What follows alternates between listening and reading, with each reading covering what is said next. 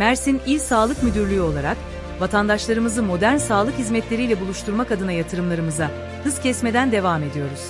2025 yılı yatırım planlaması kapsamında, il genelinde tam 16 sağlık tesisinin yapımı tüm hızıyla sürmektedir.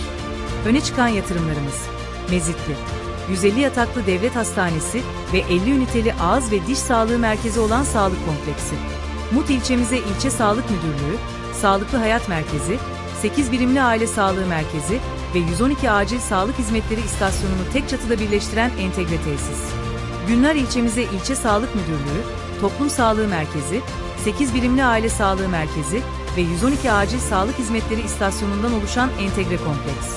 Akdeniz İhsaniye Mahallesi'ne 4+4 birimli, Gündoğdu Mahallesi'ne ise 6+6 birimli aile sağlığı merkezleriyle 112 acil sağlık hizmetleri istasyonu. Bozyazı Devlet Hastanemize hizmet kapasitesini artıracak 20 yataklı ek hizmet binası. Akdeniz, Erdemli, Toroslar, Yenişehir ve Anamur ilçelerimize acil müdahale ağımızı güçlendiren yeni 112 istasyonları ve modern aile sağlığı merkezleri.